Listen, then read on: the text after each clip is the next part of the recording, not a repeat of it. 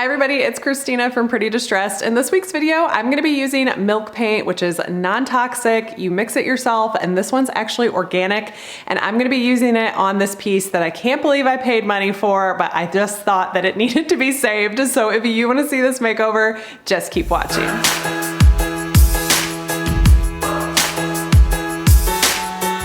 Here's the piece of furniture I will be making over today. I guess this is a hutch or a cabinet. I'm sure there's an official name for it, but I don't know what it is. All I know is it's in really bad shape. But I'm gonna save it, you guys. It deserves to be saved. The one thing I knew about this piece is that it is perfect for milk paint, and my sponsor for today's video is the Real Milk Paint Company, and they're gonna have a great giveaway at the end of the video, so make sure you stick around for the after. I'm gonna start this makeover the way I start all my makeovers, by removing the hardware and giving the piece a very good cleaning. I also want to mention that today is my birthday, and it is also my birthday twin's birthday, Miss Katie Scott of Salvaged by K Scott. So make sure after you're done watching this video, you hop over to her channel, watch her new video, and wish her a happy birthday. I have dissolved some TSP cleaner in some warm water. This is the best way to prepare your piece for milk paint. Okay, so this piece I paid $50 for. I saw it last week in the thrift store, came back, it was still there. I asked if they'd give it to me for lower, and they said they weren't going to lower the price for 3 weeks, and I just had to have it. I thought I could fix it, and I knew milk paint was going to look really great on it. You know the drill. Now I need to rinse all that soap residue off my piece with some clean water. So I normally would not pay $50 for something in this shape, but it's my birthday, and I knew it was going to look gorgeous, so I might not make money off this thing, but I'm going to have a lot of fun making it over. This veneer was really loose on this section, and it was not repairable with Bondo, so I decided the best tactic here was just to remove all the veneer. I only had one spot that was really sticky with some glue, so I grabbed my heat gun, heated that up, and everything came off. The drawer also had some really poorly repaired veneer, so I just scraped what I could get off and then sanded that down smooth.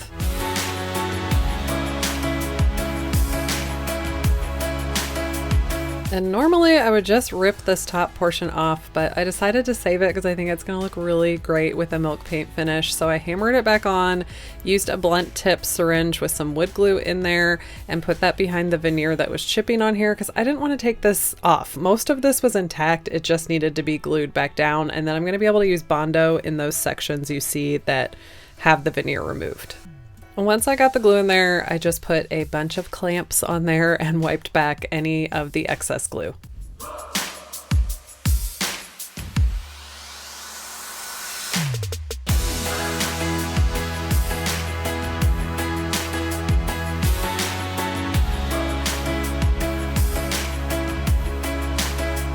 Okay, now to make the rest of the repairs, I'm going to mix up some Bondo. This is an all-purpose putty. It's a two-part system that you mix together. It gets really hard really quickly, so you only want to work with small batches at a time. Since I'm painting it, I'm using the regular gray colored one. If you were going to be staining something, you would want to use the wood filler Bondo.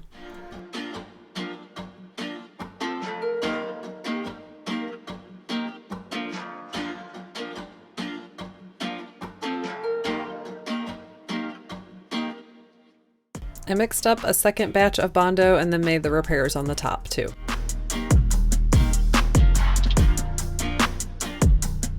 Once it was dry, I sanded it smooth with a 220 grit sandpaper.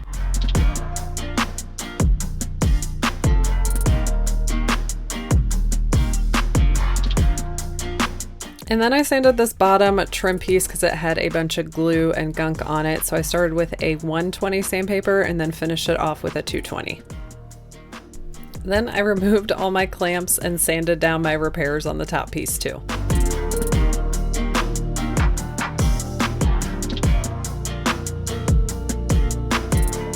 I'm going to be using a mustard color on here, and I think it's going to pair well with the previous finish of these legs, so I'm just going to tape off these legs to protect them from any paint. And I'm also going to tape around the glass doors so I don't get any paint on the glass.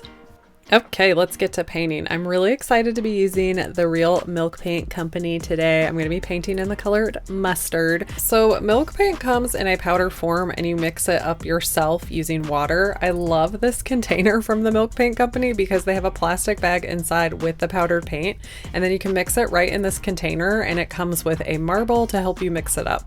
Other milk paints I've used come in just like a paper bag, and it can get really messy, and then you have to have a separate container to mix it, so I really appreciate this packaging. I'm mixing 1 part powder to 1 part paint, then I'm going to stick the marble in there and shake it up for 5 minutes, and then you let it set for 20 minutes so all those pigments can get nice and mixed up into the paint. After setting for 20 minutes, my paint was a little bit thicker than I wanted it, so I just added water until I got it the consistency that I wanted it. I'm going to test my paint out on this drawer and on the side of the piece before I commit to painting the whole piece, because I want to see if I need to add the Ultra Bond to get it to stick. I am hoping for a little bit of resisting for chippiness. I've gotten that look before with milk paint, so I'm just going to test it out to see what I need to do next. Okay, so it bonded really well, so I don't think I need to add any Ultra Bond, so I'm just going to go ahead and add my first coat all over the piece. The Real Milk Paint Company sells zebra brushes on their website, so I'm going to be using one of my favorites, the stubby 2-inch, to apply the milk paint. I'm really excited to see how it adheres to this raw wood piece, because I've heard that milk paint is gorgeous on raw wood, and I've never been able to do that type of finish before, so I'm very intrigued to see how this part turns out.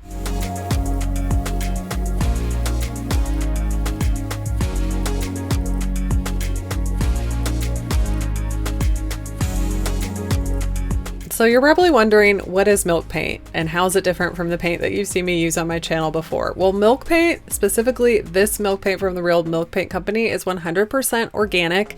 It's non-toxic, it's food contact safe, so you can use it on cutting boards and different things like that. And it's even biodegradable and compostable. I love the fact that furniture flipping is sustainable, and finding products like this that are natural and better for the environment is a great addition to furniture flipping. So how is this different from the chalk style paints that you typically see me use on my channel? Well, it is a lot thinner, but it will stick to raw wood, plaster, drywall, stone, brick, concrete, and you can paint right on existing finishes and get a chippy or cracked look. That's what I'm hoping for here, but with milk paint, you kind of don't know what you're in for. It's going to react to each piece differently, and each color does its own thing. I know I'm using yellow here, and this is the second coat I'm doing on the drawer, and yellow is very notorious for needing lots and lots of coats. As you can see here, this is the first coat dried and then the second coat dried on the drawer. Huge difference. In between coats, I like to keep my milk paint in the refrigerator. It just helps it, you know, stay together better. And something you'll notice about milk paint too is it can foam up like this, so I like to just skim the foam off the top and stick it in a garbage bag. But they also have an anti-foaming agent. You can just put a couple squirts in there and it'll get rid of the foam in your paint too. So I'm painting my second coat on. There's really not a lot of technique to it. It's really easy to paint with this paint. It just is thinner than you might be used to, so just watch out for drip marks, but really no technique. It's super easy.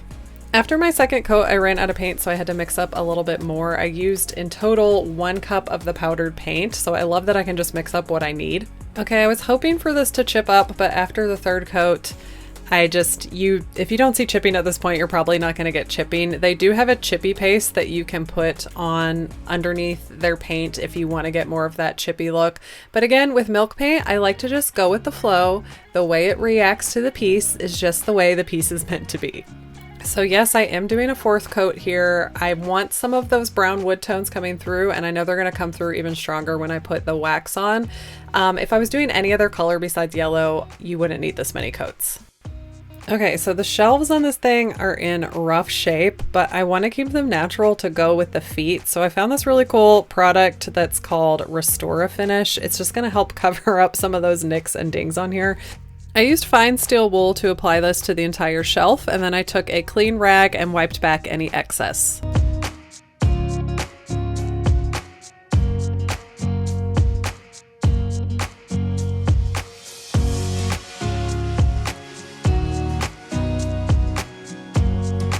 I originally thought I wanted to use this Restore finish on the legs, but I kind of like the distressed patina on the legs and how it looks with the yellow color, so I'm gonna just leave those alone.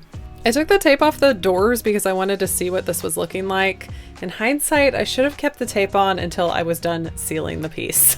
And I didn't tape off the inside at all, so I'm just using a wet rag to wipe back any of the paint that I don't want on this bottom before I go ahead and seal it. So here is the 4th coat dry. I can still see some of that original finish poking through, which is exactly what I want. It's gonna look great when I add the wax. The Real Milk Paint Company soft wax is made out of beeswax and carnauba wax, and it just has a tiny bit of odorless mineral spirits in it, which helps it spread. You can apply this with a brush or rag. I like to use a brush on detailed pieces like this because it helps me get in all those little nooks and crannies. And now that I've got the wax on, you can see that original finish poking through. It's kind of naturally distressing it, and it's looking amazing. A little bit of this wax goes a long way, and because the milk paint is so porous, it soaks it right up.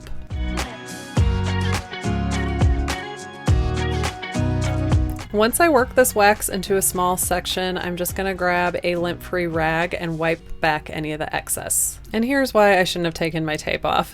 But I grabbed a cardboard box and just kind of set that up against the side so I didn't get any of this wax on my glass.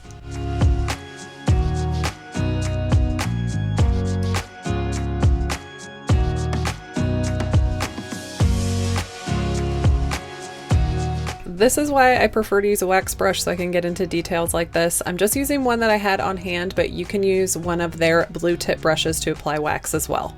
Now I know what you're probably thinking, wow, that wax is making that paint really dark. And that's what I was thinking at first too, but this wax, as it dries, it actually gets lighter. I've never seen that before. I don't know what the trick is to this.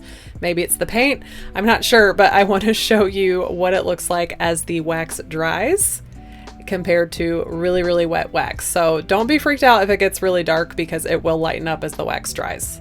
So I let this set overnight, and now I'm just adding my hardware back on.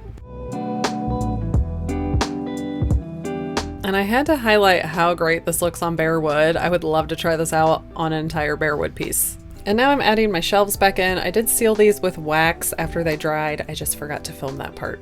And these shelves, getting them back in, they gave me a real run for my money. How did I just get this in here? Oh, I got it.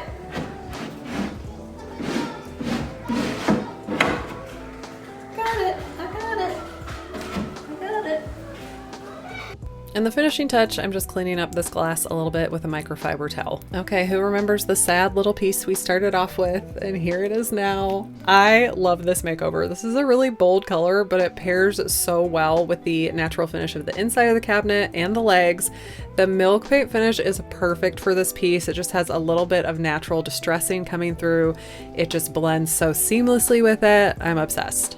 I'm still trying to source a handle that is missing here, but it still looks really great even without the handle. And remember, I said there's a giveaway. If you want a chance to win a quart of any color from the Real Milk Paint Company, as well as a can of their soft wax, subscribe to this channel, subscribe to their channel, and leave a comment below letting me know if you've ever tried milk paint before. Thanks for watching today's video with me. I hope you enjoyed it. I will be back next week with another video. Thanks for being here, you guys, and I will see you next time.